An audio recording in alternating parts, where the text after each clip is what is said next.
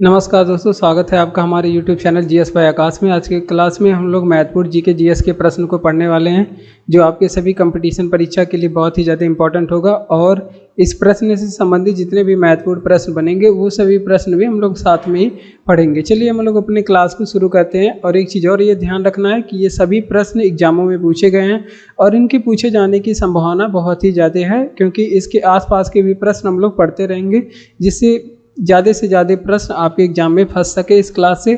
उसके बाद अगर आप, चलिए क्लास को शुरू करते हैं।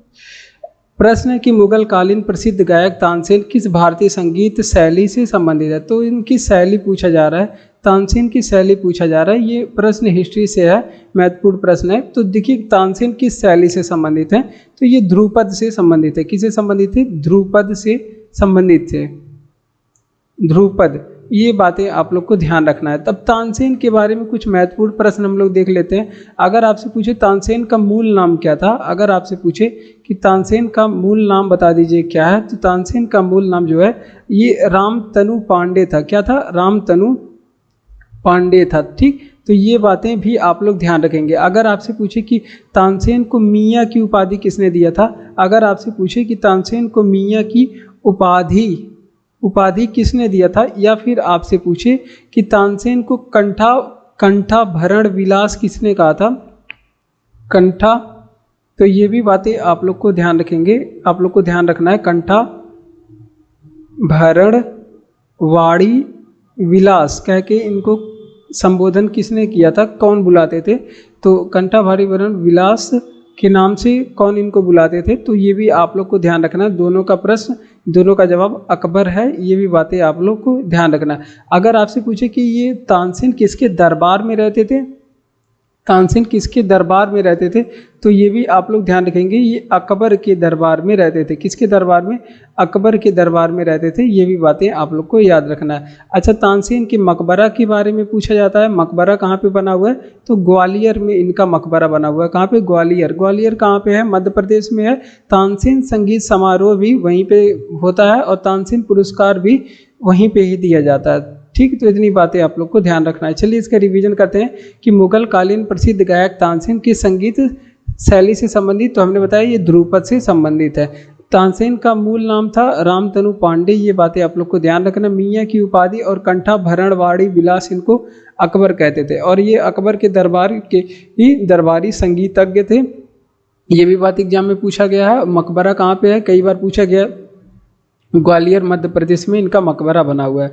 अगला प्रश्न हमारा मंदिर से कह रहा है कि कामाख्या माता मंदिर ये किस राज्य में है। तो देखिए महत्वपूर्ण प्रश्न है, क्योंकि मंदिरों से महत्वपूर्ण प्रश्न पूछे जाते हैं कि कामाख्या माता मंदिर किस राज्य से है, या फिर और भी मंदिरों के बारे में एग्जाम में पूछा जाता है। कामाख्या माता मंदिर जो है आप लोग को बताया गया पहले भी, ये असम में स्थित है। बहुत ही महत्वपूर्ण मंदिर है असम, और 1000 बार मुझे लगता है पूछा गया होगा ये मंदिर के बारे में। और भी कुछ भारत के मंदिर हैं जिनके बारे में एग्जाम में बार बार पूछा जाता है। चलिए यहाँ पे लिख लीजिए। अगर आपसे पूछे कि केदारनाथ मंदिर कहाँ पे स्थित है, केदारनाथ मंदिर कहाँ पे स्थित है, और बद्रीनाथ, ये दोनों मंदिर अगर आपसे पूछे, केदारनाथ और बद्रीनाथ, ये दोनों जो मंदिर हैं ये उत्तराखंड में स्थित है। कहाँ पे? उत्तराखंड में स्थित है। ये बातें ध्यान रखेंगे। अगर आपसे पूछे केदारनाथ बद्रीनाथ हो गया, अगर आपसे पूछे कि यहाँ पे स्वर्ण मंदिर कहाँ पे स्थित है, स्वर्ण मंदिर कहाँ पे स्थित है, तो स्वर्ण मंदिर आप सभी को बताया गया ये अमृतसर में स्थित है। कहाँ पे? अमृतसर में स्थित मंदिर है। ये बातें आप लोग को ध्यान रखना है। इसके बाद आप लोग को याद रखना है, अगर आपसे पूछे कि दिलवाड़ा का मंदिर कहाँ पे स्थित है, दिलवाड़ा मंदिर, तो ये आपके जयपुर माउंट आबू पे स्थित है। माउंट आबू पे स्थित है, माउंट आबू राजस्थान, अरावली पर्वत पे। ये बातें आप लोग ध्यान रखेंगे। और ये जैन मंदिर है। मीनाक्षी मंदिर अगर आपसे पूछे कहाँ पे स्थित है, मीनाक्षी मंदिर, ये बहुत ही बार एग्जाम में पूछा गया। ये मंदिर तमिलनाडु में है। कहाँ पे? तमिलनाडु में। ये भी बातें आप लोग को याद रखना है एक मंदिर के बारे में। और लास्ट में महाकालेश्वर मंदिर, महाकालेश्वर मंदिर के बारे में। तो महाकालेश्वर ये जो मंदिर है ये आपके मध्य प्रदेश राज्य में है। किस राज्य में? मध्य प्रदेश राज्य में है। ये भी बातें आप लोग को यहाँ पे याद रखना है। चलिए रिवीजन करते हैं कि कामाख्या माता मंदिर किस राज्य में है, तो हमने बताया ये असम राज्य में। किस राज्य में? असम राज्य में है। और स्वर्ण मंदिर कहाँ पे है? अमृतसर में है। दिलवाड़ा मंदिर माउंट आबू राजस्थान में स्थित है। मीनाक्षी मंदिर हमने बताया तमिलनाडु में स्थित है। और केदारनाथ मंदिर ये उत्तराखंड में स्थित है। महाकालेश्वर मंदिर ये मध्य प्रदेश में स्थित है। ठीक, इतनी बातें आप लोग को ध्यान रखना है। अगला प्रश्न है कि छौक पुस्तक का संबंध किससे है? महत्वपूर्ण प्रश्न है, यहाँ पे ध्यान रखेंगे क्योंकि पुस्तक और उनके लेखकों के बारे में एग्जाम में पूछा जाता है। कुछ करंट अफेयर के भी पुस्तक पूछ लेता है कभी कभी, और कुछ पुराने पुस्तक के बारे में भी पूछ लेता है। ये प्रश्न आपका करंट अफेयर से है। ये बातें आप लोग को याद रखना है कि छौक पुस्तक किससे संबंधित है। तो ये छौक नामक जो पुस्तक है ना, ये आपके अभिजीत बनर्जी की है। अभिजीत बनर्जी की पुस्तक है। ठीक, ये बातें आप लोग को याद रखना है। ये अभिजीत बनर्जी की पुस्तक है। अगर आपसे पूछे कि द विनर्स माइंडसेट किसकी पुस्तक है, तो ये सैन वाटसन की पुस्तक है। किनकी? सैन वाटसन की पुस्तक है। ये बातें आप लोग को याद रखना है, सैन वाटसन की पुस्तक है। अगर आपसे पूछे ब्रिंग इट ऑन किसकी पुस्तक है, यहाँ पे नोट करेंगे ब्रिंग, ये सभी करंट अफेयर के ही पुस्तक हैं, तो इस वजह से आप लोग ध्यान रखेंगे। ब्रिंग इट ऑन ये पुस्तक किसकी है, तो ये दीपा मलिक की पुस्तक है। किसकी? दीपा मलिक। ये सभी एग्जाम में पूछा जाएगा क्योंकि ये सभी करंट अफेयर के ही प्रश्न हैं। वाई भारत मैटर्स अगर आपसे पूछे किसकी पुस्तक है, वाई भारत या फिर वाई भारत मैटर्स या फिर वाई इंडिया मैटर्स कर सकता है। मैटर्स ये किसकी पुस्तक है, तो ये एस जयशंकर हमारे विदेश मंत्री जी इनकी पुस्तक है। ये भी बातें आप लोग को याद रखना है। एक पुस्तक के बारे में और आप लोग ध्यान रखेंगे, स्पीकिंग विद द नेचर ये पुस्तक किसकी है, तो स्पीकिंग विद द नेचर ये रामचंद्र गुहा की पुस्तक है। रामचंद्र गुहा की पुस्तक है। ये बातें आप लोग को याद रखना है। तो इतनी चीज़ें आप लोग ध्यान रखेंगे कि छौक पुस्तक का संबंध किससे है, तो ये अभिजीत बनर्जी की पुस्तक है, छौक नामक पुस्तक। और वाई भारत मैटर्स ये एस जयशंकर की पुस्तक है, एस जयशंकर। और the winners mindset Sam Watson. Bring it on पुस्तक तो ये दीपा मलिक की पुस्तक है। किसकी? दीपा मलिक की। स्पीकिंग विद द नेचर हमने बताया किसकी पुस्तक है, ये रामचंद्र गुहा की पुस्तक है। किसकी? रामचंद्र गुहा की। ठीक, क्लास अच्छा लग रहा हो तो क्लास को लाइक करिए, चैनल को सब्सक्राइब करके हमारे साथ जुड़ जाइए। इसी तरह के और भी क्लास पाने के लिए आगे बढ़ते हैं अगले प्रश्न की ओर। और पीडीएफ आपको टेलीग्राम चैनल का लिंक डिस्क्रिप्शन में दिया गया है, वहाँ पे मिलेगा। बोर्ड का जो यहाँ पे पॉइंटर होता है मार्कर का वो गायब हो गया है क्योंकि ऐप बोर्ड का अपडेट हुआ है, तो पॉइंटर यहाँ पे गायब हो गया। पॉइंटर दिख नहीं रहा, अंदाज से लिखना पड़ रहा है, इस वजह से थोड़ी सी समस्या हो रही है।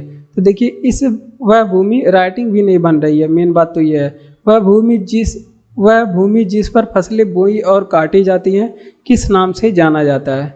तो ऐसी भूमि जिस पर फसलें बोई और काटी जाती हैं उसको कहते हैं कुल बीजारोपित भूमि। क्या बोलते हैं, तो यहाँ पे ध्यान रखेंगे कुल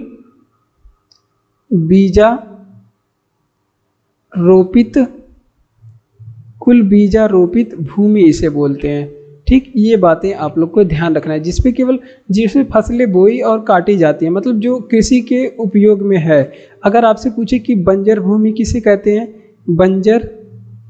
बंजर भूमि किसे कहते हैं, जो ऐसी भूमि जो कृषि योग्य नहीं है उस भूमि को क्या कहते हैं, कृषि योग्य नहीं है उस भूमि को बंजर भूमि कहते हैं। ऐसी भूमि जो उपजाऊ नहीं होती है, कृषि उस पर नहीं किया जा सकता, उसको बंजर भूमि कहते हैं। ये बातें आप लोग को याद रखना है। उसके बाद और कुछ मिट्टियों के बारे में, भारत में अगर आपसे पूछे मिट्टी कितनी प्रकार की होती है, तो यहाँ पे नोट करेंगे भारत में मिट्टी की प्रकार आप लोग ध्यान रखेंगे। मिट्टी की प्रकार यहाँ पे नोट करेंगे कौन कौन सी मिट्टी।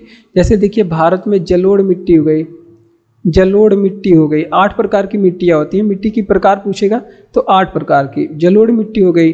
उसके बाद लाल मिट्टी हो गई, काली मिट्टी हो गई, काली लैटेराइट हो गया, लैटेराइट मिट्टी। उसके बाद हो गया आपका, यहाँ पे नोट करते हैं, लैटेराइट हो गई मरुस्थलीय मिट्टी, पर्वतीय मिट्टी, मरुस्थलीय मरुस्थलीय मिट्टी हो गई, पर्वतीय मिट्टी हो गई, पर्वतीय मिट्टी हो गई। एक और आप लोग ध्यान रखेंगे, पर्वतीय दलदली मिट्टी हो गई, दलदली मिट्टी लिखेंगे। अरे यार, दलदली मिट्टी हो गई। और एक नमकीन मिट्टी,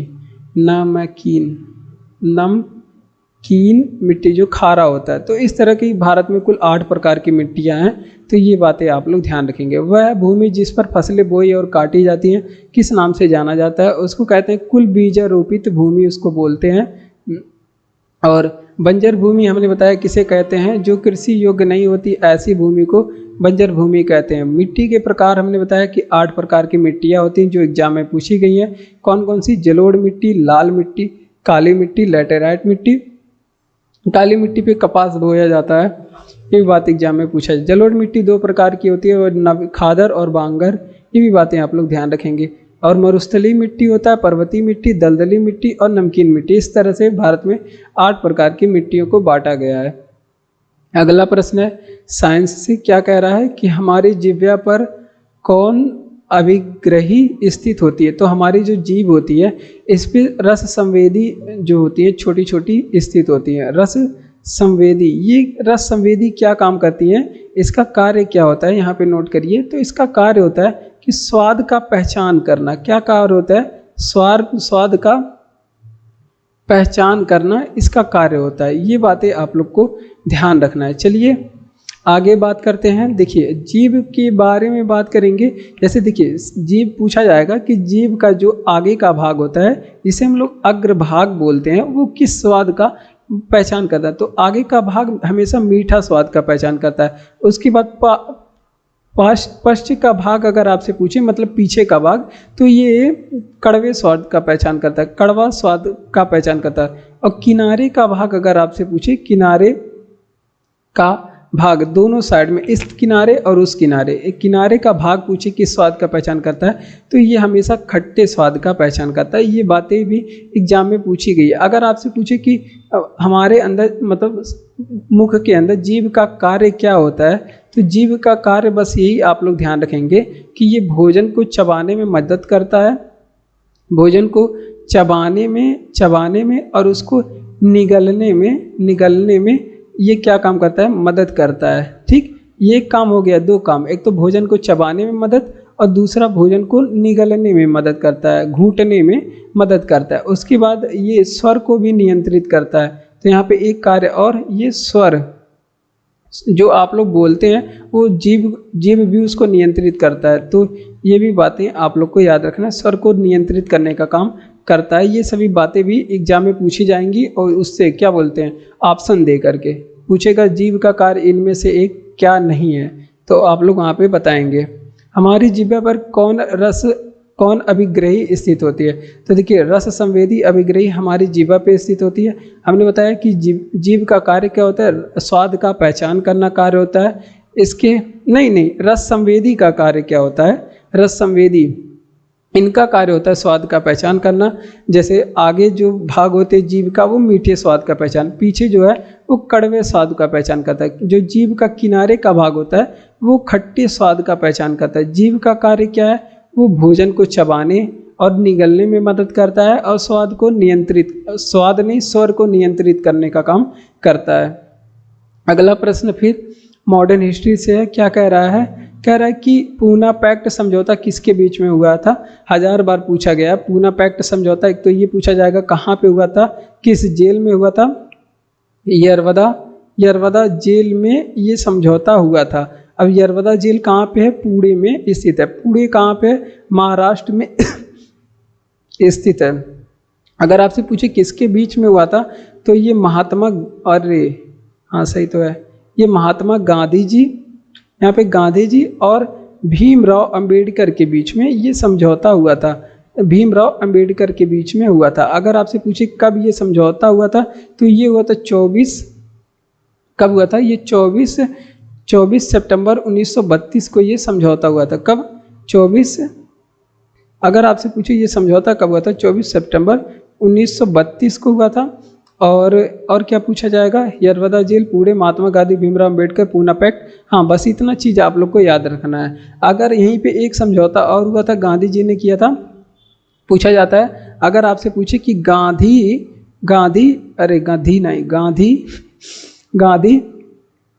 इरविन समझौता कब हुआ था, तो गांधी इरविन समझौता ये हुआ था 5 मार्च, ये हुआ था 5 मार्च 1931 को हुआ था। और इसको दिल्ली पैक्ट भी कहा जाता है। दिल्ली जैसे ये दिल्ली पूना में हुआ था तो इसलिए पूना पैक्ट कहा जाता है, इसको दिल्ली पैक्ट कहा जाता है। यहाँ पे नोट करेंगे, दिल्ली पैक्ट कहा जाता है। उसके बाद आप लोग को ये याद रखना है कि गांधी और इरविन को दिल्ली पैक्ट, उसमें गांधी जी 11 सूत्री मांग किए थे, 11 सूत्री मांग किए थे, जिसमें कुछ को केवल स्वीकार किया गया था। 11 सूत्री मांग की मतलब 11 वो आपका डिमांड किए थे 11 चीज़ों का। तो ये बातें आप लोग को ध्यान रखना है। देखिए, हमने बताया पूना समझौता यरवदा जेल पुणे में हुआ था, इस वजह से इसको पूना पैक्ट कहा जाता है। और समझौता ये गांधी जी और भीमराव अम्बेडकर के बीच में हुआ था। कब हुआ था, तो 1932 में हुआ था। और 24 सितंबर 1932 डेट पूरा याद रखेंगे, क्योंकि अब ये बच्चों का खेल नहीं रह गया है, अब डेट सीधे पूछता है, ठीक। और उसके बाद गांधी जी और इरविन के बीच में एक गांधी इरविन समझौता भी हुआ था 5 मार्च 1931, दिल्ली पैक्ट इसे कहा जाता है। इसमें 11 सूत्री मांग किए थे गांधी जी इरविन से, क्योंकि उस समय इरविन का शासनकाल था। अगला प्रश्न है कि पानी की कौन पट्टिका इंडियन ज्योग्राफी से है। कह रहा है पानी की कौन सी पट्टिका भारत और श्रीलंका को अलग करती है। तो देखिए, भारत और श्रीलंका को अलग बहुत सारी चीज़ें करती हैं। तो पट्टिका की बात कर रहा है, तो इसमें पाक जल संधि या फिर पाक जल डमरू मध्य भी इसे बोलते हैं। पाक जल डमरू मध्य जो है, पाक जल डमरू मध्य, ये भारत और श्रीलंका के बीच में है, और ये भारत और श्रीलंका को अलग करने का काम करता है। इससे और भी रामेश्वर द्वीप किसके बीच में, अगर आपसे पूछे तो भारत और श्रीलंका के बीच में। अगर आपसे पूछे कि मन्नार की खाड़ी किसके बीच में है, मन्नार की खाड़ी किसके बीच में है, तो भारत और श्रीलंका के बीच में है। आदम ब्रिज अगर आपसे पूछे किसके बीच में है, आदम ब्रिज किसके बीच में है, तो वो भी भारत और श्रीलंका के बीच में है। अगर और भी श्रीलंका से प्रश्न याद रखेंगे, हब्बन टोटा बंदरगाह अगर आपसे पूछे कहाँ पे है, हब्बन टोटा बंदरगाह ये कहाँ पे स्थित है, तो हब्बन टोटा बंदरगाह श्रीलंका में स्थित है। जाफना प्रायद्वीप भी आप लोग ध्यान रखेंगे कहाँ पे स्थित है, श्रीलंका में। और एक यहाँ पे दर्रा है जो एग्जाम में पूछा जाता है, एलिफेंटा दर्रा कहाँ पे स्थित है, एलिफेंटा दर्रा कहाँ पे स्थित है, तो ये तीनों दर्रे जो हैं ये जो है श्रीलंका में स्थित है। कहाँ पे स्थित है, श्रीलंका में स्थित है। एक और यहाँ पे बंदरगाह है जिसको कहा जाता है काके सतुरई बंदरगाह, तो यहाँ पे नोट करेंगे करंट अफेयर से प्रश्न, काके सतुरई बंदरगाह। अगर आपसे पूछे काके सतुरई बंदरगाह ये किसके अधीन है, ये बंदरगाह अभी किसके अधीन है, तो ये आप लोग ध्यान रखेंगे ये श्रीलंका का बंदरगाह है, लेकिन ये भारत के अधीन है। इस पे जो है कार्य जो है भारत कर रहा है, तो ये बातें आप लोग को ध्यान रखना है। चलिए, पानी की कौन पट्टिका भारत और श्रीलंका को अलग करती है, पाक जल संधि या फिर पाक जल डमरू मध्य, ये भारत और श्रीलंका को अलग करती है। रामेश्वर द्वीप भारत और श्रीलंका के बीच में, मन्नार की खाड़ी भारत और श्रीलंका के बीच में, आदम ब्रिज भी भारत और श्रीलंका के बीच में है। हब्बन टोटा बंदरगाह कहाँ है, श्रीलंका में। जाफना प्रायद्वीप कहाँ है, श्रीलंका में। और एलिफेंटा दर्रा कहाँ है, ये सभी श्रीलंका में स्थित है। काके सतुरई बंदरगाह करंट अफेयर से एक प्रश्न याद रखेंगे कि ये जो है भारत के अधीन है, ये श्रीलंका के बंदरगाह हैं लेकिन भारत के अधीन है। अगला प्रश्न है कि पौधे को 5 समूह में विभाजित किया गया है, तो ये महत्वपूर्ण है और पादप जगत से प्रश्न है। देखते हैं इस प्रश्न को। देखिए, पौधे को बांटने की बात करें तो सबसे पहले इसको पहले 2 भागों में बांटा गया, उन 2 भागों में से 5 भाग बनाए गए हैं और ये पूछा जा रहा है, उन्हीं 5 के बारे में पूछा जा रहा है। लेकिन पहले देखिए थोड़ा डिटेल में चलते हैं क्योंकि हो सकता है प्रश्न बदलता रहता है। तो देखिए, पौधे को सबसे पहले 2 भागों में बांटा गया है। एक तो आपका फेनेरो फेनेरो गेम्स हो गया, एक आपका हो गया क्रिप्टो गेम्स। क्रिप्टो गेम्स ये दो भागों में पहले बांटा, फिर फेनेरो गेम्स को भी आगे चल के दो भाग, फिर फेनेरो गेम्स को भी दो भागों में बांटा गया है। देख लीजिए कौन कौन से। एक होता है आपका एंजियोस्पर्म, एंजियोस्पर्म होता है, और एक होता है आपका जिम्नोस्पर्म, जिम्नोस्पर्म। ठीक, ये दो भागों में इसको बांटा गया। और क्रिप्टो गेम्स को भी तीन भागों में बांटा गया। क्रिप्टो गेम्स एक इसमें आता है थैलोफाइटा जिसके अंतर्गत कवक सवाल आते हैं। एक आता है आता है ब्रायोफाइटा, और एक होता है आपका और टेरिडोफाइटा, यही होता है टेरिडोफाइटा। तो इस तरह से पौधे को 5 भागों में बांटा गया। कौन कौन से 5 भाग हैं तो देख लीजिए। तो देखिए सबसे पहले पौधे को 2 भागों में बांटा गया, फेनेरो गेम्स और क्रिप्टो गेम्स। फेनेरो गेम्स और क्रिप्टो गेम्स, इन फेनेरो गेम्स और क्रिप्टो गेम्स, फेनेरो गेम्स का मतलब होता है और क्या होता है बीज। फेनेरो गेम्स को हिंदी में क्या बोलते हैं और क्रिप्टो गेम्स को हिंदी में क्या बोलते हैं? बोलते हैं फेनेरो गेम्स को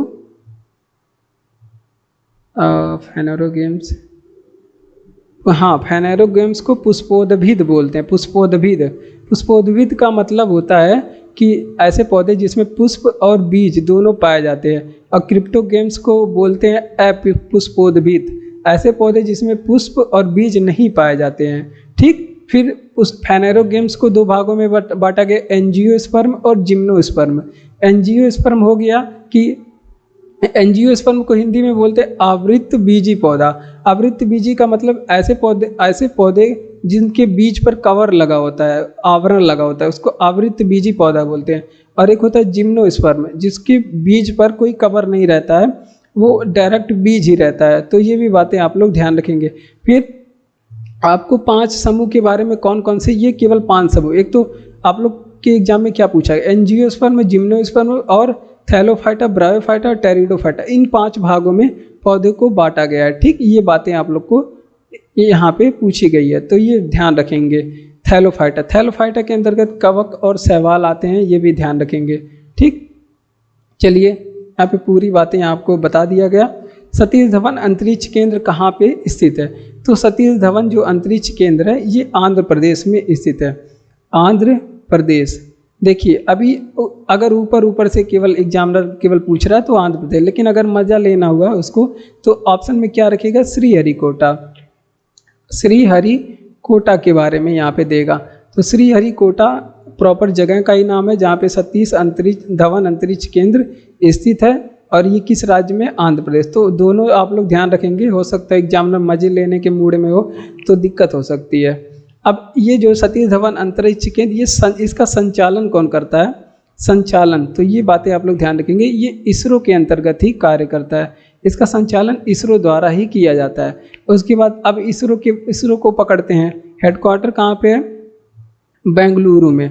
बेंगलुरु कहाँ पे? कर्नाटक में। उसके बाद इसके अध्यक्ष कौन बने हुए हैं या फिर इसके हेड कौन अभी नए बने हुए हैं? तो वी नारायण बने हुए हैं। अगर आपसे पूछे कि इसकी स्थापना कब हुई थी तो ये भी बातें आप लोग ध्यान रखेंगे, 15 अगस्त 1969 को इसकी स्थापना हुई थी। अगर आपसे पूछे कि इसरो के संस्थापक कौन है तो इसरो के संस्थापक विक्रम साराभाई हैं। कौन? विक्रम साराभाई हैं। तो इतनी बातें आप लोग को याद रखना है। चलिए रिवीजन करते हैं।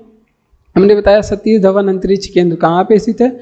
आंध्र प्रदेश, श्रीहरिकोटा में। श्रीहरिकोटा। अगला प्रश्न है कि वर्ष 1960 में भारत और पाकिस्तान के बीच सिंधु जल संधि पर हस्ताक्षर किस शहर में किए गए थे?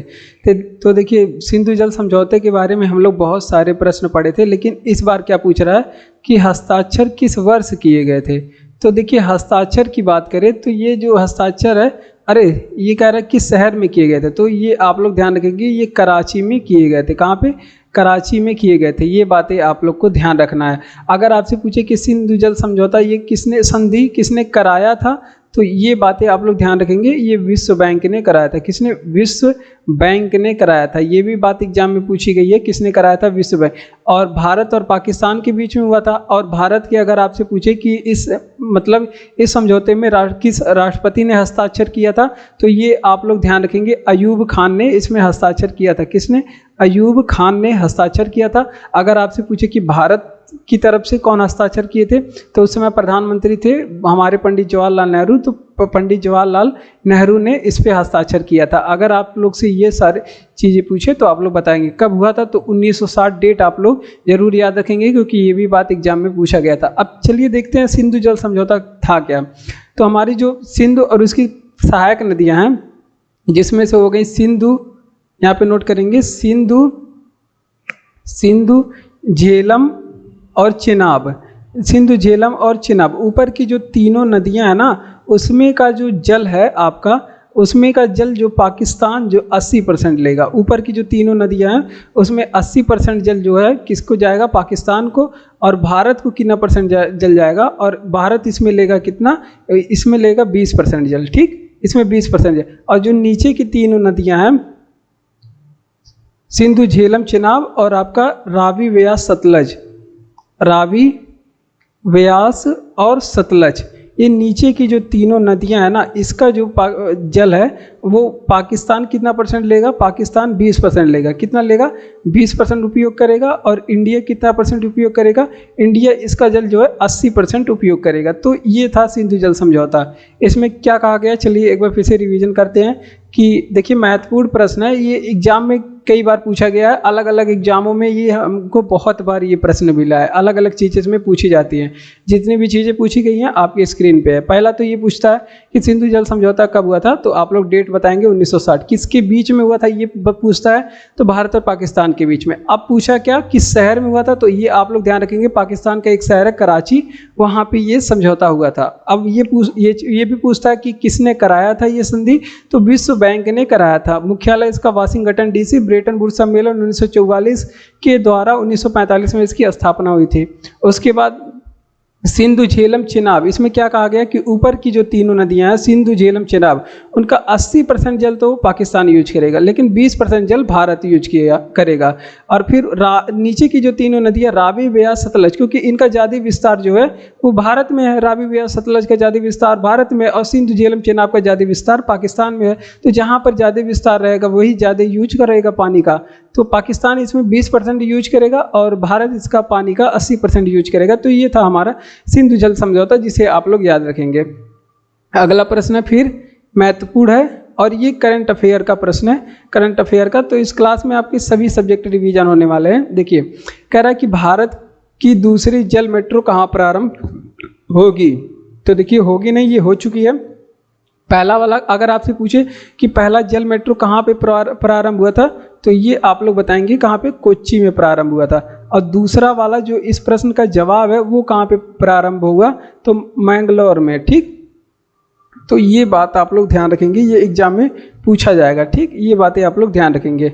अब मेट्रो आया है तो इसमें हम लोग मेट्रो के बारे में देखेंगे भारत में। तो अगर आपसे पूछे कि भारत की पहली मेट्रो कहाँ चली थी, भारत कि अगर आपसे पूछे कि पहली मेट्रो कहाँ पे चली थी, किस शहर में चली थी, तो ये आप लोग बताएंगे कि भारत में पहली जो मेट्रो है वो कोलकाता में चली थी। कहाँ पे? कोलकाता में चली थी। ये बात हो गई। फिर अगली बात है, अगर आपसे पूछे, ये बात एग्जाम में पूछी गई है, अगर आपसे पूछे कि भारत की पहली अंडर वाटर मेट्रो, ठीक, कैसी मेट्रो? Under water metro. अरे अरे अरे, अगर आपसे पूछे कि भारत की पहली अंडर वाटर मेट्रो कब चली, कहाँ चली थी? अंडर वाटर मेट्रो भारत की जो है ये कहाँ पे चली थी, तो ये कोलकाता में चली थी। कहाँ पे? कोलकाता में चली थी। ये बातें आप लोग ध्यान रखेंगे। और किस नदी पे चली थी, तो ये भी आप लोग ध्यान रखेंगे, हुगली नदी पे। किस नदी पे? हुगली नदी पे चली थी, जो कि गंगा की वितरिका है। गंगा की वितरिका का मतलब ये गंगा से अलग होती है। सहायक नदियाँ मतलब गंगा में जाकर मिलती हैं, अलग होने का मतलब, वितरिका का मतलब कि गंगा से अलग होती है। अगर पहली अंडर वाटर मेट्रो कोलकाता में हो गया। अगर आपसे पूछे कि वह ऐसा मेट्रो, ऐसा रेलवे जोन जो ऐसा, अगर आपसे पूछे ऐसा मेट्रो जो रेलवे जोन है, तो ये बातें आप लोग ये भी प्रश्न याद रखेंगे कि वह मेट्रो जो रेलवे जोन है, ठीक, तो वो कौन सा हो जाएगा, वो हो जाएगा कोलकाता। कौन सा, कोलकाता। ये भी बातें आप लोग को याद रखना है, ठीक, वो हो जाएगा कोलकाता, ठीक। और अगला प्रश्न है, अगर आपसे पूछेगा कि भारत का मेट्रो मैन किसे कहा जाता है, तो ये भी आप लोग ध्यान रखेंगे, भारत का मेट्रो मैन किसे कहा जाता है, तो भारत के जो मेट्रो मैन कहे जाते हैं वो श्रीधरन को कहा जाता है। किसे, श्रीधरन को कहा जाता है। तो इतनी बातें आप लोग को याद रखना है। चलिए आगे चलते हैं। देखिए, भारत की दूसरी जल मेट्रो कहाँ प्रारंभ होगी, तो कोच्चि में प्रारंभ होगी। और दूसरी जल मेट्रो जो है, पहली वाली कोच्चि में और दूसरी वाली मैंगलोर में। तो ये जवाब है आपका। भारत की पहली मेट्रो कहाँ पे चली, कोलकाता में, ठीक। अंडर वाटर मेट्रो भारत में पहली कहाँ चली थी, कोलकाता में। कोलकाता किस नदी पे, हुगली नदी पे, ठीक। ये भी बातें आप लोग ध्यान रखेंगे। वह मेट्रो जो रेलवे जोन है कोलकाता।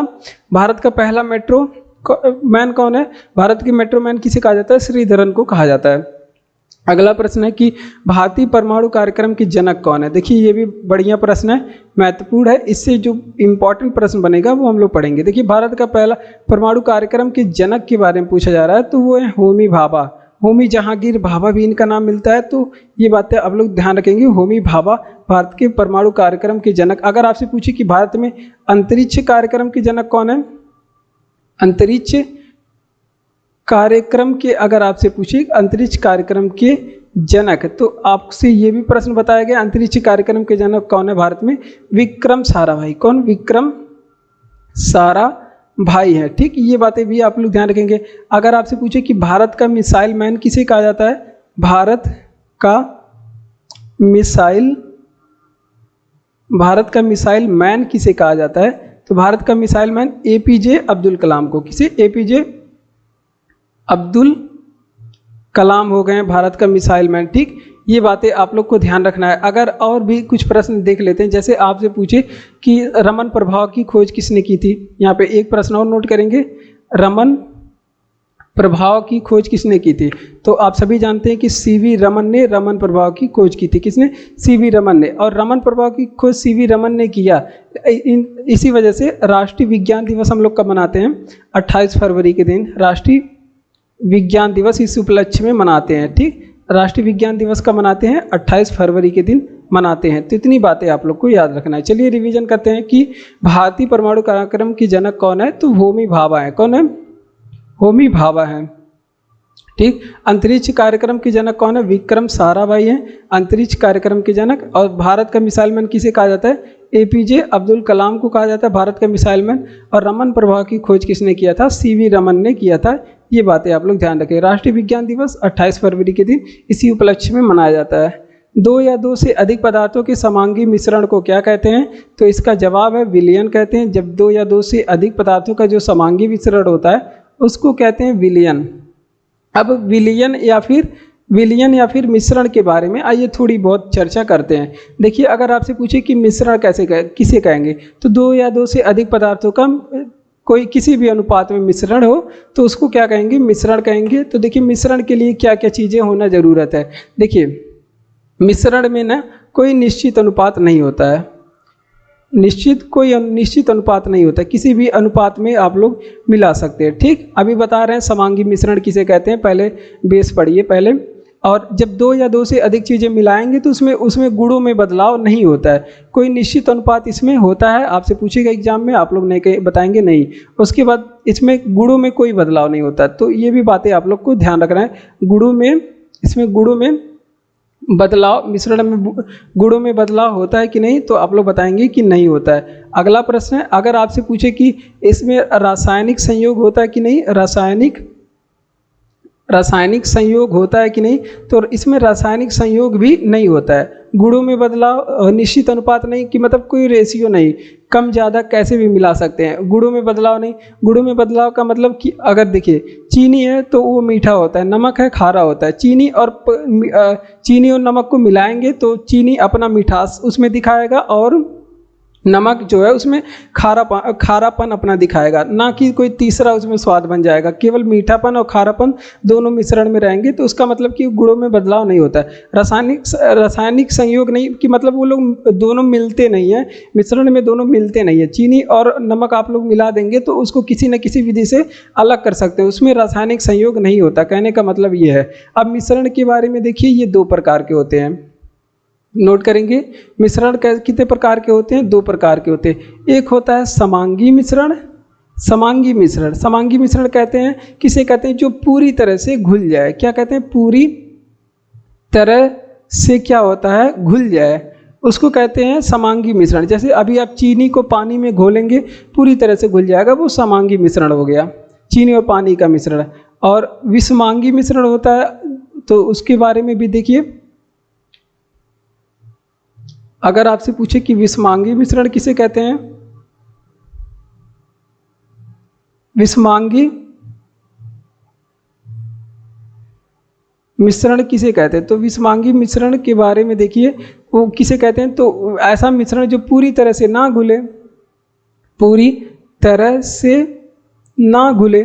जैसे आप एग्जाम्पल में देख सकते हैं, पानी में रेत का मिश्रण, रेत मतलब बालू, वो पूरी तरह से नहीं घुलेगा। तो इतनी बातें यहाँ पे आप लोग ध्यान रखेंगे। चलिए, क्या हमने बताया?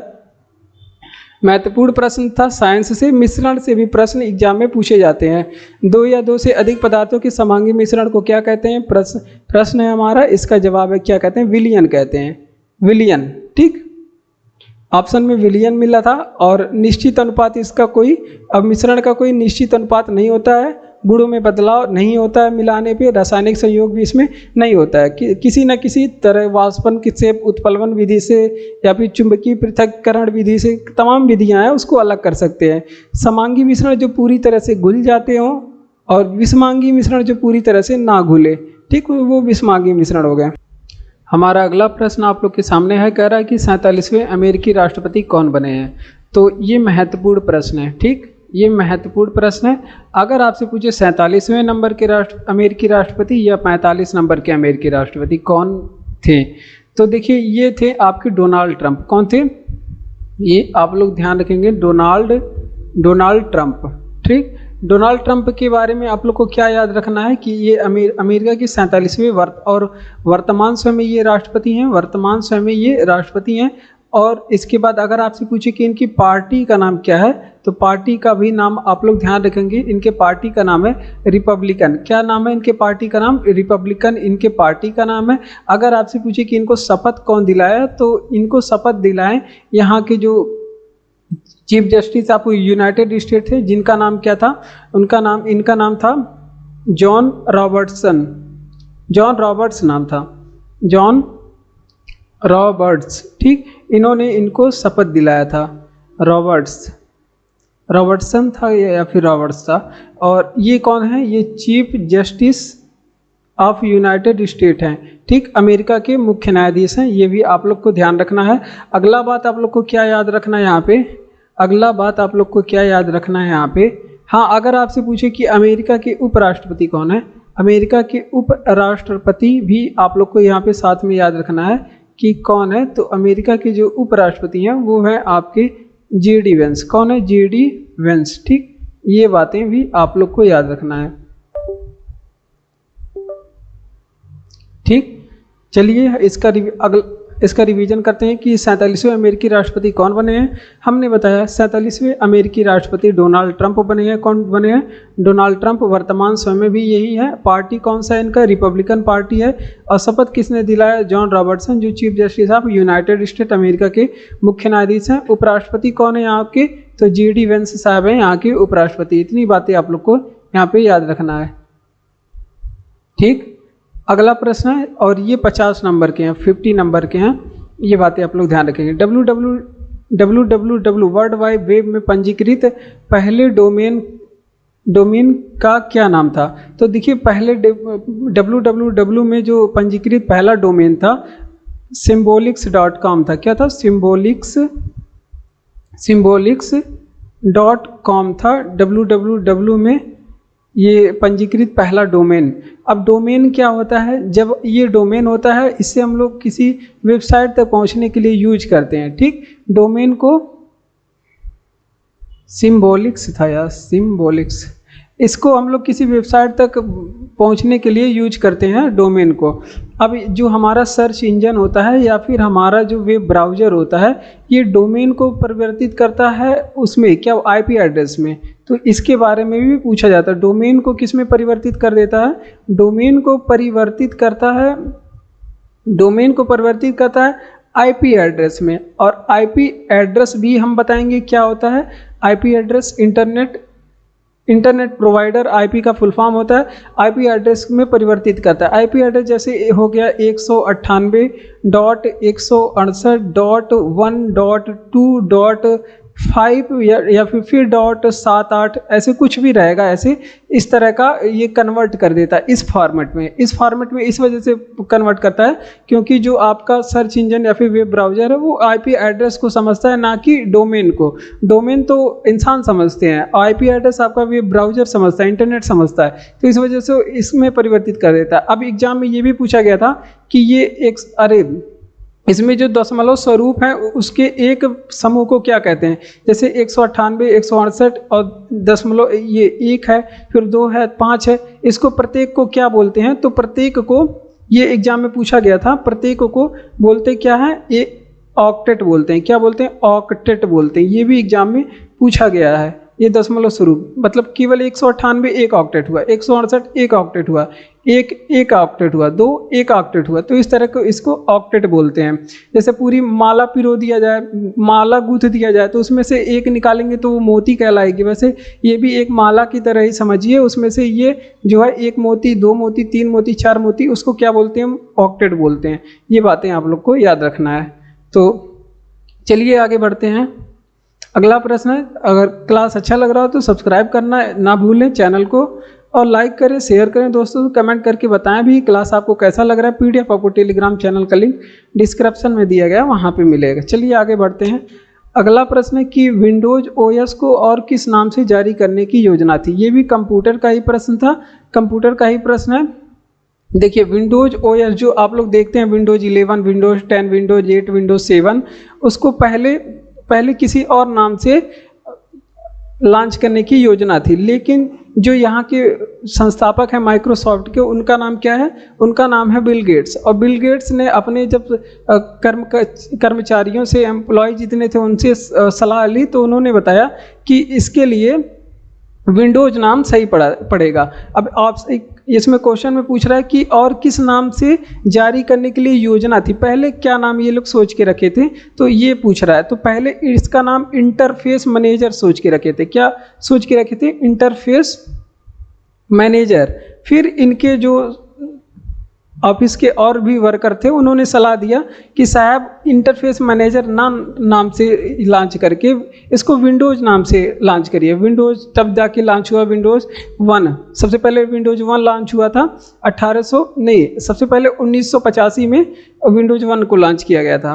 पहले इंटरफेस मैनेजर के नाम से लॉन्च करना था, लेकिन वो नहीं हुआ।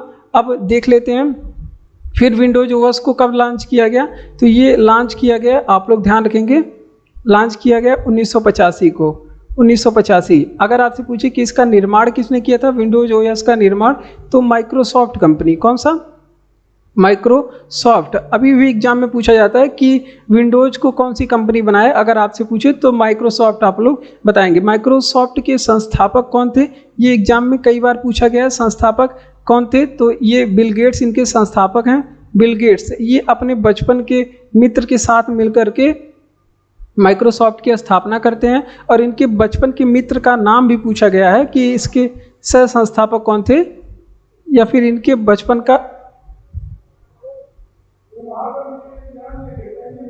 के मित्र का नाम भी पूछा गया है एग्जाम में।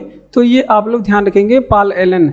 और स्थापना कब हुआ था, तो ये भी आप लोग ध्यान रखेंगे, 1975 में इसकी स्थापना हुई थी, ये भी आप लोग को ध्यान रखना है। उसके बाद अगर आपसे पूछे कि माइक्रोसॉफ्ट के सीईओ के बारे में भी कई बार पूछा गया है, तो सीईओ भी आप लोग ध्यान रखेंगे, इनके सीईओ सत्य नडेला।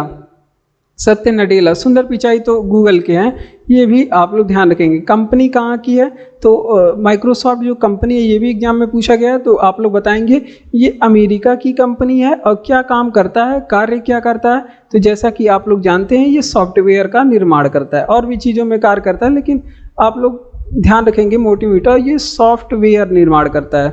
क्या करता है, सॉफ्टवेयर का निर्माण, सॉफ्टवेयर बनाता है। ठीक, इतनी बातें आप लोग को इससे याद रखना है। तो हमने बताया कि विंडोज ओएस को और किस नाम से जारी करने की योजना थी, तो इसको इंटरफेस मैनेजर के नाम से जारी करने की योजना थी, लेकिन फिर आगे चल करके इसे 1985 में लॉन्च किया गया विंडोज के नाम से, विंडोज के नाम से इसको लॉन्च किया गया।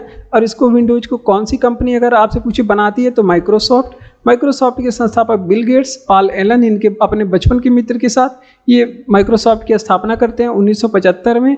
और उसके बाद ये इस कंपनी के सीईओ वर्तमान समय में सत्य नडेला, और कंपनी ये अमेरिका की है। कार्य क्या करती है, तो सॉफ्टवेयर का निर्माण करना इसका कार्य है।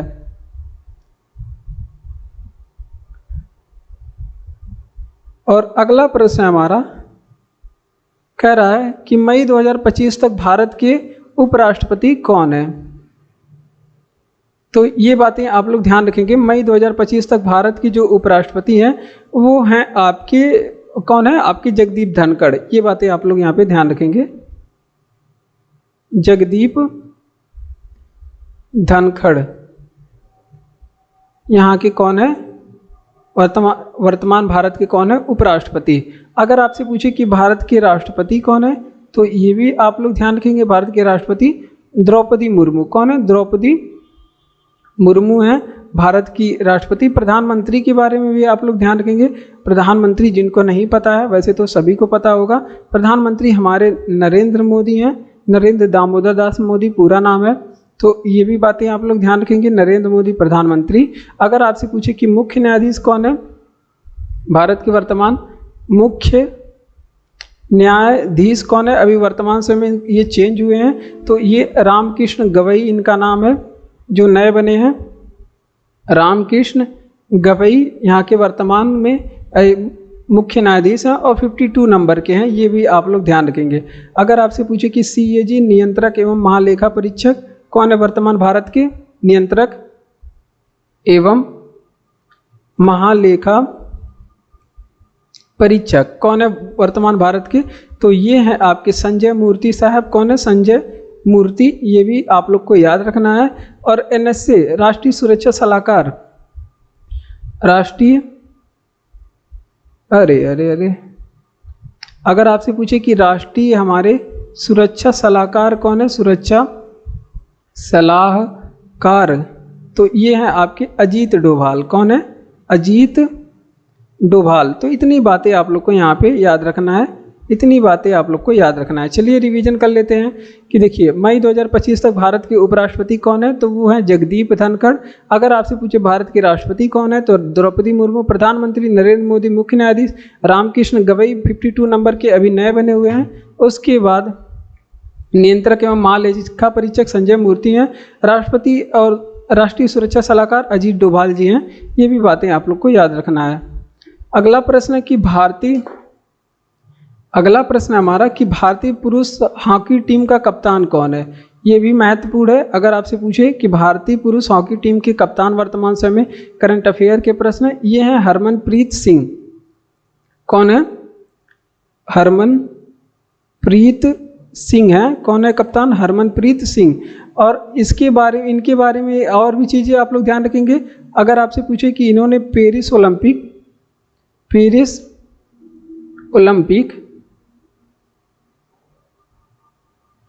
ओलंपिक 2024 वाला था, उसमें कौन सा पदक जीता, तो ये भी आप लोग ध्यान रखेंगे। कांस्य पदक इन्होंने जीता था। कौन सा पदक, कांस्य पदक जीता है। ये भी बातें आप लोग ध्यान रखेंगे। और किसे हराया था, इसमें किसे हरा करके कांस्य पदक जीता, तो स्पेन को हराकर, किसे हरा करके, स्पेन को हरा करके जीता था। तो इस प्रश्न से इतनी चीज़ें ध्यान रखेंगे। चलिए, भारतीय पुरुष हॉकी टीम के कप्तान कौन है, ये हरमनप्रीत सिंह है। पेरिस ओलंपिक 2014 में इन्होंने कांस्य पदक जीता और हराया किसे था, स्पेन को। किसको हराया था, स्पेन को। ये भी बातें आप लोग को याद रखना है। चलिए आगे बढ़ते हैं। अगला प्रश्न फिर है महत्वपूर्ण योजनाओं से, क्योंकि योजनाएं हमारे एग्जाम में जरूर पूछी जाती हैं। प्रधानमंत्री जन धन योजना की शुरुआत किसने किया था? तो प्रधानमंत्री जन धन योजना हजारों बार पूछी गई है। इसकी शुरुआत नरेंद्र मोदी जी ने किया था। कब किया था? तो ये भी कई बार पूछा गया था। कब इसकी शुरुआत हुई थी? 28 अगस्त 2014 को ये शुरू होने वाली योजना है। ये बातें आप लोग ध्यान रखेंगे। और भी कुछ योजनाओं के बारे में हमारे एग्जाम में पूछा जाता है। तो स्टार्टअप इंडिया योजना, अगर आपसे पूछे स्टार्टअप इंडिया योजना, ये योजना भारत में कब शुरू हुई थी? तो ये आप लोग ध्यान रखेंगे 16 जनवरी 2016 को ये योजना शुरू हुई थी। अगर आपसे पूछे कि भारत में, कई बार पूछा गया है, उज्ज्वला योजना कब शुरू हुई थी? तो भारत में उज्ज्वला योजना की शुरुआत जो है 1 मई 2000 ये शुरू हुई थी 2016 को, सही तो है, 1 मई 2016 को शुरू हुई थी। ठीक, यही कुछ और योजनाओं के बारे में आप लोग ध्यान रखेंगे। जैसे अगर आपसे पूछे कि सांसद आदर्श ग्राम योजना, ये भी एग्जाम में पूछा गया है। सांसद आदर्श ग्राम योजना, इसके तहत सांसद अपने क्षेत्र के किसी एक गांव को गोद लेंगे और उसको डेवलप करेंगे। ये था आपके सांसद आदर्श ग्राम योजना। अब ये कब शुरू हुआ था? तो ये भी ध्यान रखेंगे 11 अक्टूबर 2014 को ये योजना शुरू हुई थी। और एक और आप लोग ध्यान रखेंगे, मिशन इंद्रधनुष योजना, ये कब शुरू हुई थी? तो ये आपको 25 दिसंबर का डेट याद रखना है 2014। तो ये कुछ प्रमुख योजनाएं थी जिसको आप लोग को याद रखना है। चलिए इसका रिवीजन करते हैं कि प्रधानमंत्री जन धन योजना की शुरुआत किसने किया? तो इसकी शुरुआत नरेंद्र मोदी जी ने कब किया था? 28 अगस्त 2014 को। स्टार्टअप इंडिया योजना 16 जनवरी 2016 को। उज्ज्वला योजना 1 मई 2016 को। और सांसद आदर्श ग्राम योजना 11 अक्टूबर 2014 को। और मिशन इंद्रधनुष योजना 25 दिसंबर 2014। अगला प्रश्न फिर महत्वपूर्ण है। क्या कह रहा है कि उत्तर प्रदेश के प्रमुख स्मारक कौन है? तो उत्तर प्रदेश में बहुत सारे स्मारक हैं भाई। इस तरह के प्रश्न जब पूछे जाते हैं तो इनमें से कौन नहीं है करके। उत्तर प्रदेश के प्रमुख स्मारक में से जैसे आपका हो गया ताजमहल, आप लोग ध्यान रखेंगे क्योंकि ये महत्वपूर्ण है। शाहजहां ने बनवाया था मुमताज बेगम की याद में, ताजमहल हो गया। और ताजमहल आगरा में है। आगरा का किला के बारे में भी आप लोग याद रखेंगे, आगरा फोर्ट, ये भी ध्यान रखेंगे। और अकबर का मकबरा, किला गलत हो गया, अकबर का मकबरा के बारे में भी आप लोग ध्यान रखेंगे। उसके बाद क्या, सारनाथ याद रखेंगे, सारनाथ। प्रेम मंदिर, ये भी कहाँ पे है? उत्तर प्रदेश में है, प्रेम मंदिर। और आगरा का किला, मकबरा, रूमी दरवाजा हो गया। और बड़ा इमाम बाड़ा, छोटा इमाम बाड़ा, ये भी याद रखेंगे क्योंकि लखनऊ में है। तो इतनी चीज़ें कम से कम याद रखेंगे, ये प्रमुख हैं। तो देखिए अगर आपसे पूछे कि उत्तर प्रदेश के प्रमुख स्मारक कौन है, तो ताजमहल हो गया, आगरा का किला, अकबर का मकबरा, बड़ा इमाम बाड़ा, सारनाथ, प्रेम मंदिर, रूमी दरवाजा, ये सभी यहाँ के प्रमुख जो है स्मारक हैं। और हाँ, इतना याद रखेंगे इस प्रश्न से। अगला प्रश्न फिर महत्वपूर्ण है, अभी करंट अफेयर से है। कह रहा है कि मिस वर्ल्ड 2025 का खिताब किसने जीता है? अभी हाल ही में मिस वर्ल्ड जो है सुचाता चुआंगश्री बनी है। कौन? सुचाता चुआंगश्री। ये कहाँ की हैं? तो ये थाईलैंड की हैं। इस बार खिताब जीती हैं अभी वर्तमान समय में। अगर आपसे पूछे कि मिस वर्ल्ड 2024 कौन थी, ये भी याद रखेंगे, या फिर हो सकता है एग्जाम में पूछ ले। मिस वर्ल्ड 2024 ये किसने जीता है? तो ये जीता है क्रिस्टीना प्रिजिस्कोवा। कौन जीती हैं? क्रिस्टीना प्रिजिस्कोवा, ऐसे क्रिस्टीना प्रिजिस्कोवा। अगर आपसे पूछे कि ये क्रिस्टीना प्रिजिस्कोवा कहाँ की थी, तो ये थी चेक गणराज्य की। कहाँ की? चेक गणराज्य की। तो ये बातें आप लोग मिस वर्ल्ड के बारे में याद रखेंगे। देखिए महत्वपूर्ण मिस वर्ल्ड 2025 का खिताब किसने जीता, तो सुचाता चुवांगसीरी ने जीता था। किसने, सुचाता चुवांगसीरी, जो कि थाईलैंड की रहने वाली हैं। अगर आपसे पूछे कि मिस वर्ल्ड 2024 कौन बनी थी इनसे पहले, तो क्रिस्टीना प्रिजिस्कोवा बनी थी। कौन, प्रिजिस्कोवा, ठीक, चेक गणराज्य की हैं। तो इतनी बातें आप लोग को ध्यान रखना है। विश्व का सबसे लंबा संविधान किस देश का है, तो देखिए विश्व का जो सबसे लंबा संविधान है ना वो अपने भारत का है। किसका है, भारत का है। उसके बाद भारत के संविधान के बारे में अगर आपसे पूछे कि कैसे लंबा है, तो अगर आपसे पूछे इसमें अनुसूची कितनी है तो आप लोग बताएंगे 12। अगर आपसे पूछे कि अनुच्छेद कितने हैं तो अनुच्छेद 395। कितना, 395। वैसे तो 470 के पार ही है। उसके बाद भाग कितने हैं, भाग पूछेगा तो 22 बता देंगे। अगर आपसे पूछे कि हमारे भारत के संविधान को हाथ से किसने लिखा था, अगर आपसे पूछे कि किसने हाथ से लिखा था भारत के संविधान को, तो ये आप लोग ध्यान रखेंगे प्रेम बिहारी नारायण। इनके बारे में एग्जाम में पूछा गया है। प्रेम बिहारी नारायण रायजादा, ठीक, इन्होंने संविधान को अपने हाथ से लिखा था। अगर आपसे पूछे कि हमारे संविधान के जनक किसे कहा जाता है, ये भी बात एग्जाम में पूछा गया है। संविधान के जनक किसे कहा जाता है, तो ये कहा जाता है भीमराव अंबेडकर जी को। किसे, भीमराव अंबेडकर जी को कहा जाता है, ठीक। ये बातें आप लोग को ध्यान रखना है। संविधान को अगर आपसे पूछे कि हमारे संविधान को अंगीकृत कब किया गया था, संविधान सभा द्वारा अंगीकृत कब किया गया था, तो ये 26 नवंबर 1949 को अंगीकृत किया गया था। अगर आपसे पूछे हमारा संविधान पूरे देश में लागू, इस समय भी थोड़ी बहुत संविधान को लागू किया गया था आंशिक रूप से। अब पूर्ण रूप से अगर आपसे लागू कहे कब किया था, तो 26 जनवरी 1950 को भारत में पूर्ण रूप से संविधान लागू किया गया था। इस दिन हम लोग गणतंत्रता दिवस मनाते हैं। तो चलिए इसका रिवीजन करते हैं कि विश्व का सबसे लंबा संविधान किस देश का है। तो आप लोग को याद रखना है भारत का है। अगर आपसे पूछिए इसमें अनुसूची 12 और अनुच्छेद 395, भाग 22 है। अंगीकृत 26 नवंबर 1949, लागू 26 जनवरी 1950 को।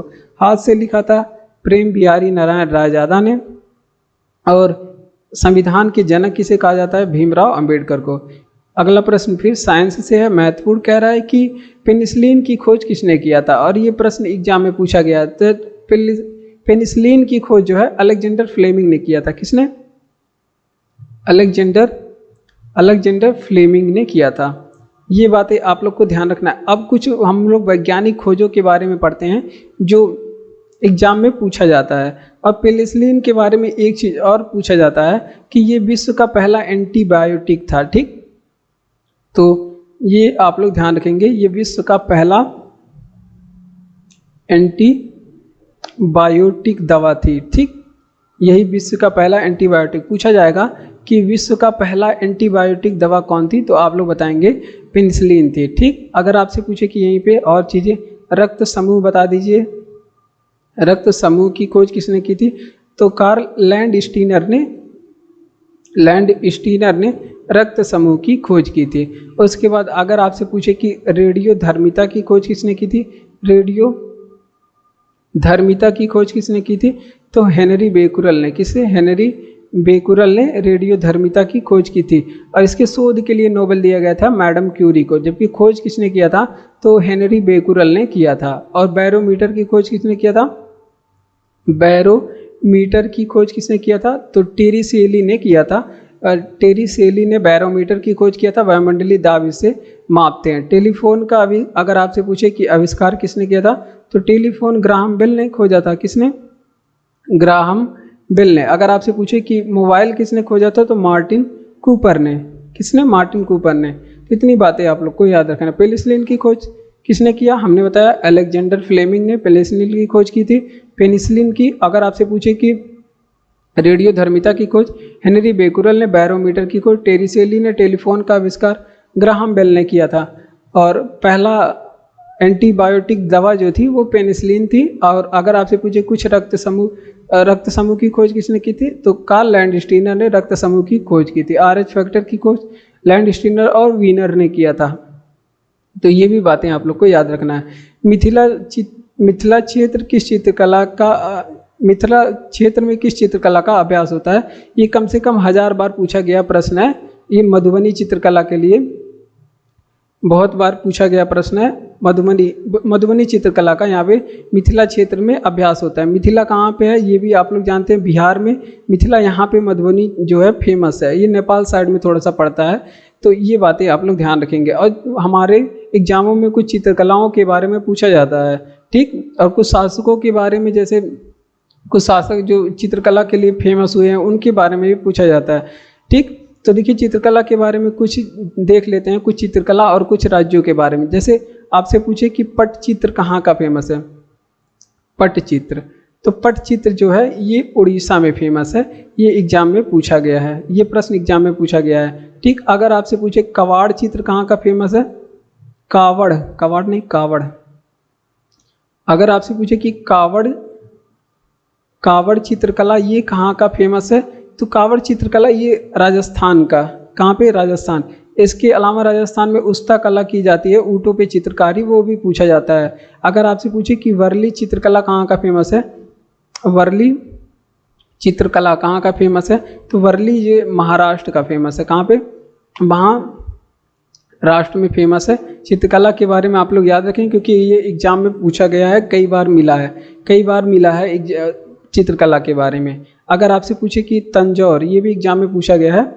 तंजौर से नाम से ही फेमस है कि तंजौर चित्रकला ये कहाँ पे होगा? तो तंजौर चित्रकला जो है ये तमिलनाडु की है। कहाँ पे?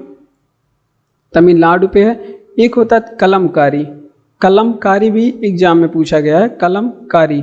तो अगर चिकनकारी कहे तो उत्तर प्रदेश, कलमकारी कहेगा तो आंध्र प्रदेश, ठीक। आंध्र प्रदेश में फेमस है। और चिकनकारी उत्तर प्रदेश लखनऊ में यहाँ पे नोट कर लीजिए, वो भी चिकनकारी का मतलब कढ़ाई करना हो गया। तो ये फेमस कहाँ पे है? यूपी लखनऊ में। कहाँ पे? उत्तर प्रदेश लखनऊ में। तो इतनी बातें यहाँ पे आप लोग चित्रकला से याद रखेंगे। चलिए इसका रिवीजन करते हैं कि मिथिला क्षेत्र में किस चित्रकला का अभ्यास होता है? तो मधुबनी चित्रकला का अभ्यास हो जाता है। तंजौर चित्र कहाँ पे है? तमिलनाडु में। कलमकारी कहाँ पे होता है? आंध्र प्रदेश में। कहाँ पे? आंध्र प्रदेश में होता है। पटचित्र कहाँ पे फेमस है? उड़ीसा में। कबाड़ चित्रकला कहाँ पे है? राजस्थान में फेमस। वर्ली चित्रकला महाराष्ट्र में। और चिकनकारी उत्तर प्रदेश लखनऊ में फेमस है। चलिए आगे बढ़ते हैं कि कौन सरकारी संगठन भारतीय प्रतिभूति बाजारों में सक्रिय सभी खिलाड़ियों का प्रमुख नियामक है? महत्वपूर्ण प्रश्न है सेबी से। तो देखिए भारत में जितने भी शेयर मार्केट हैं उनको कंट्रोल करने का काम कौन करता है? सेबी करता है। कौन? SEBI, security exchange board of India. अब सेबी के बारे में हम लोग देखते हैं। इसका मुख्यालय पूछेगा तो इसका मुख्यालय है कहाँ पे? मुंबई में। मुंबई में। अगर आपसे पूछे कि इसके 11वें नंबर के हेड कौन बने हुए हैं? इसके 11वें नंबर के हेड तुहिन कांत पांडे बने हैं। कौन? तुहिन कांत बने हुए हैं 11वें नंबर के हेड। अगर इनकी सेबी की अगर आपसे पूछे पहली महिला हेड कौन थी? तो माधवीपुरी बुच थी। और माधवीपुरी बुच सेबी की पहली महिला हेड हैं। तो ये भी बातें आप लोग ध्यान रखेंगे। अगर आपसे पूछे कि इसकी स्थापना कब हुई थी सेबी की? तो 1988 में इसकी स्थापना हुई थी। लेकिन अगर आपसे पूछे कि सेबी की कार्य करने के लिए एक्ट कब आए?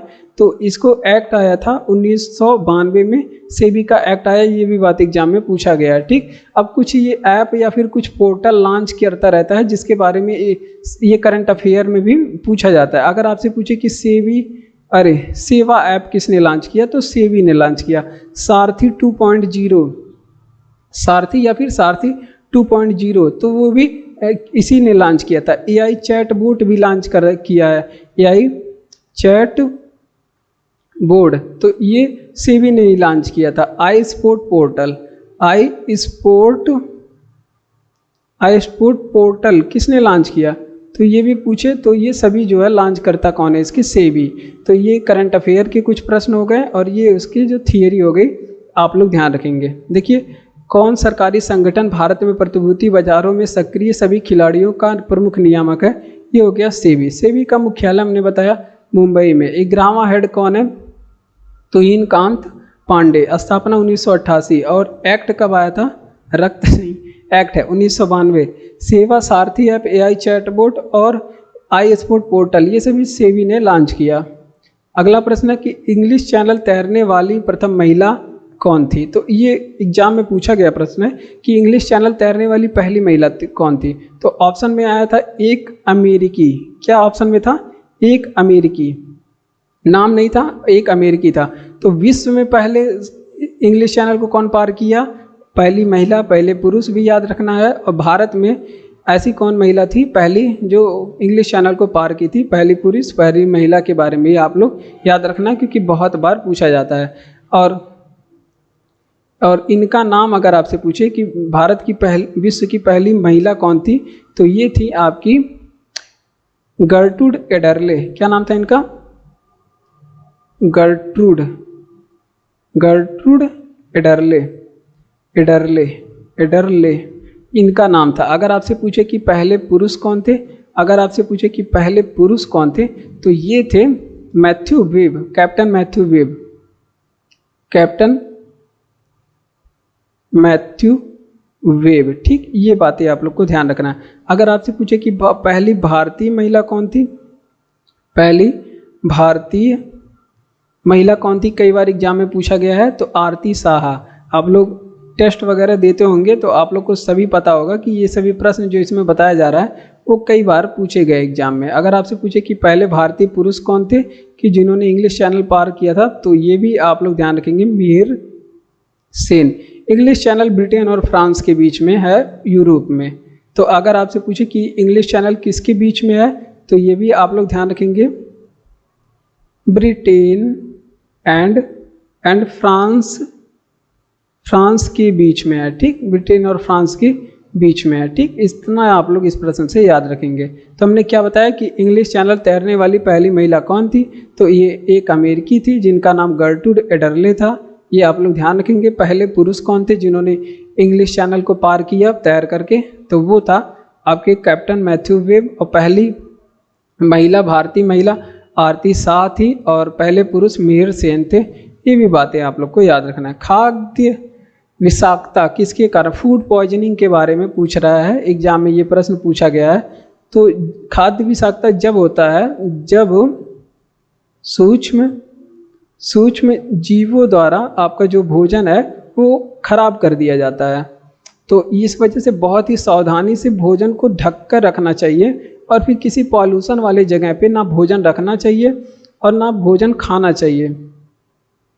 तो सूक्ष्म जीवों द्वारा खराब किए गए भोजन, बैक्टीरिया वगैरह होते हैं जो भोजन को खराब कर देते हैं, भोजन को खाने से।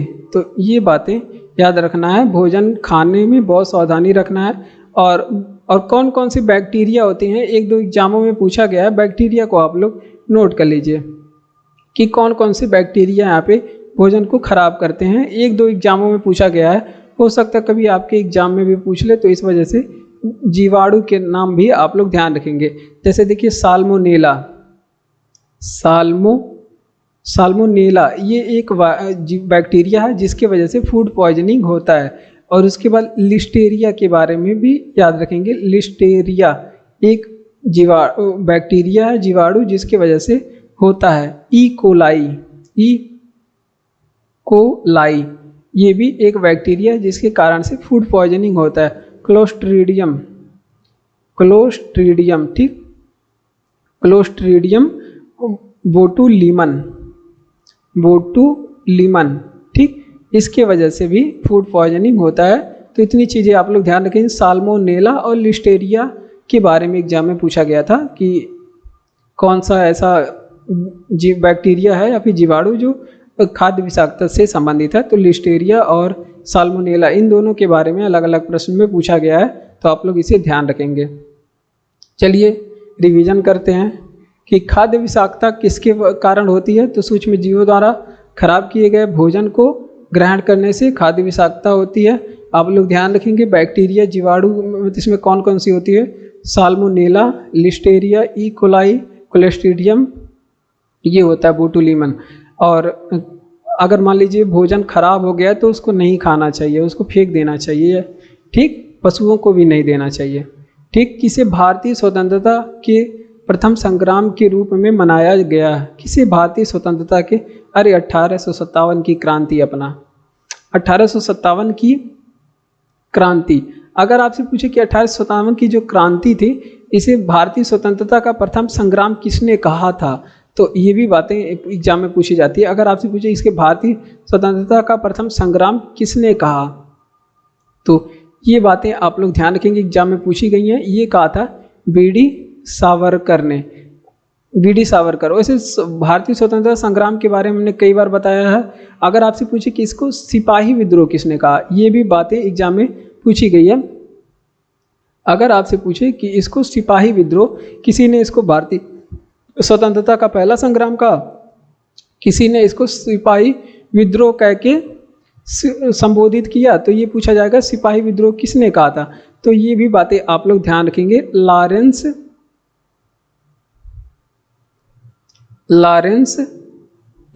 एंड सीले ने कहा था। किसने?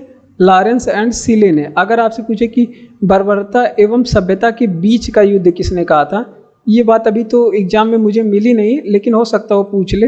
बर्बरता एवं सभ्यता के बीच का युद्ध किसने कहा था? बीच का युद्ध किसने कहा था? ये टी.आर. होम्स ने कहा था। टी.आर. होम्स, होम्स मतलब घर, ये एक व्यक्ति का नाम है, टी.आर. होम्स ने कहा था। ठीक, चलिए इसका रिवीजन करते हैं। देखिए, किसे भारतीय स्वतंत्रता के प्रथम संग्राम के रूप में मनाया गया? तो 1857 की क्रांति को भारतीय स्वतंत्रता का प्रथम संग्राम के रूप में मनाया गया। अगर आपसे पूछे कि इसको भारतीय स्वतंत्रता का प्रथम संग्राम 1857 की क्रांति को किसने कहा था, तो बीडी सावरकर ने कहा था। सिपाही विद्रोह किसने कहा था? तो इसको सिपाही विद्रोह ये लॉरेंस एंड सीले ने कहा था। बर्बरता एवं सभ्यता के बीच का युद्ध किसने कहा था? इसे टी.आर. होम्स ने कहा था। अरे आईपीएल से प्रश्न आ गया है, करंट अफेयर से है। कह रहा है कि आईपीएल का कौन सा संस्करण 2025 में खेला गया? तो 18वां नंबर का था 2025 में जिसे खेला गया था। अगर आपसे पूछे कि इसका जो है आयोजन कब से कब तक था, तो आप लोग जानते हैं 23 मार्च से आप लोग का एक ही काम था। तो आयोजन कब था?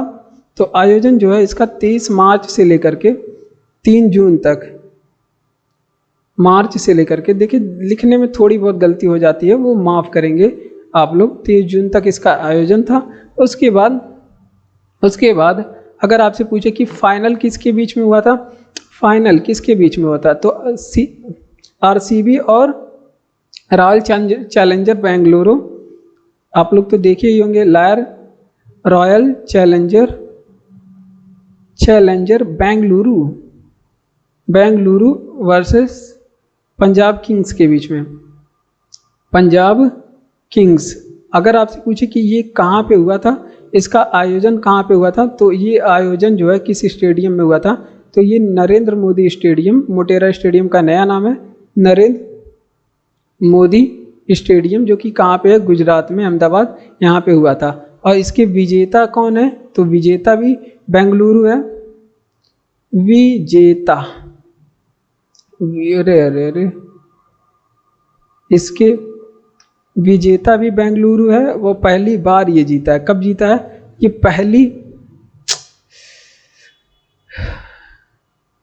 पहली बार ये ट्रॉफी आरसीबी ने जीता, पहली बार। ठीक, ये बातें आप लोग को याद रखना है। चलिए रिवीजन करते हैं कि आईपीएल का कौन सा संस्करण 2025 में खेला गया था, 18वां, और 23 मार्च से लेकर 3 जून तक इसका जो है आयोजन था।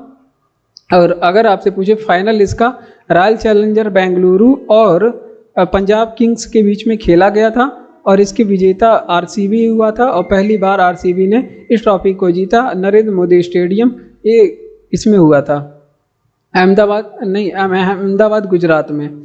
अगर आपसे पूछे कि भारत में कितने राष्ट्रीय उद्यान है, देखिए करंट अफेयर से ये भी है। अगर ये आगे चल के चेंज हो जाता है तो भूल चूक माफ।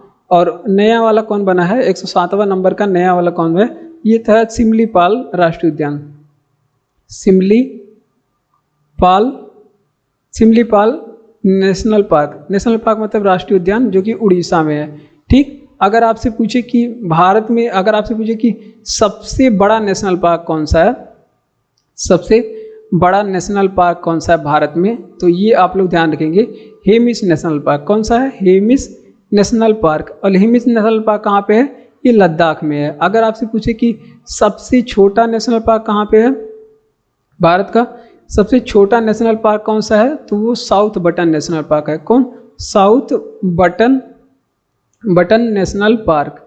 अब साउथ बटन नेशनल पार्क कहाँ पे है, तो ये आप लोग ध्यान रखेंगे अंडमान और निकोबार पे है।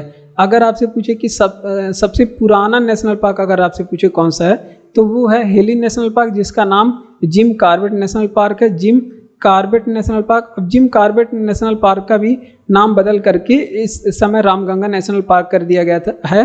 1936 में इसकी स्थापना हुई और ये उत्तराखंड राज्य में है। पुराना हो गया, नया हो गया, और सबसे सर्वाधिक नेशनल पार्क छूट रहा है। सर्वाधिक नेशनल पार्क किस राज्य में है, तो ये आप लोग ध्यान रखेंगे मध्य प्रदेश में सबसे ज़्यादा नेशनल पार्क कितना, 12 है। ये बातें आप लोग ध्यान रखेंगे। चलिए रिवीजन करते हैं कि भारत में कितने राष्ट्रीय उद्यान है, 107।